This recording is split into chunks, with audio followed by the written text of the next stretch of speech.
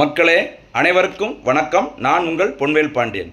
இந்த பதிவில் நம்ம பார்க்க போகிறது தேசிய தடுப்பூசி தினம். சரி, நேஷனல் வேக்சினேஷன் டேன்னு சொல்லுவாங்க. இந்த தேசிய தடுப்பூசி தினமானது ஒவ்வொரு ஆண்டும் மார்ச் 16ஆம் தேதியில் கடைபிடிக்கப்படுகிறது. இதுக்கு என்ன காரணம், என்ன பின்னணி அப்படிங்கிறத கண்டிப்பாக தெரிஞ்சுக்கணும். சரிங்களா? 1995ஆம் ஆண்டு மார்ச் 16ஆம் தேதியில் சரியா இந்த பல்ஸ் போலியோ அப்படிங்கிற திட்டத்தின் கீழ் பார்த்தீங்கன்னா அந்த போலியோ மருந்துக்கான அந்த தடுப்பு மருந்தானது வாய்வழி தடுப்பு மருந்தாக முதல் முறையாக அந்த சொட்டு மருந்தாக செலுத்தப்பட்டது. என்னைக்கு?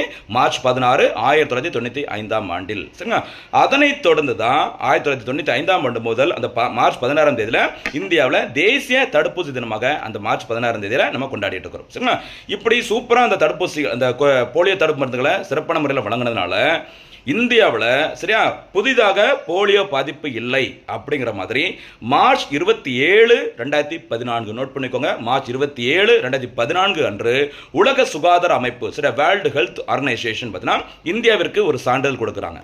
போலியோ ஃப்ரீ நேஷன் சரியா போலியோ பாதிப்பில்லாத நாடு அப்படிங்கிற சான்றிதழை இந்தியாவிற்கு முதல் முறை வழங்குறாங்க உலக சுகாதார அமைப்பு. எனக்கு டேட்டில் மார்ச் 27, 2014. சரிங்களா? ரொம்ப முக்கியமான செய்தி, ஞாபகம் வச்சுக்கோங்க. சரியாமா?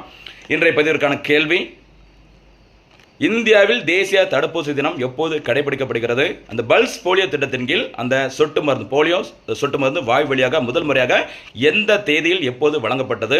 உலக சுகாதார அமைப்பினால் இந்தியா எப்போது போலியோ பாதிப்பில்லாத நாடு என சான்றிதழ் வழங்கப்பட்டது? இதற்கான பதிலை கரெக்டாக கமெண்ட்ல சொல்லுங்க. ரிவிஷன் பண்ணிக்கோங்க. தேர்வில் வெற்றி பெறுங்க. நன்றி.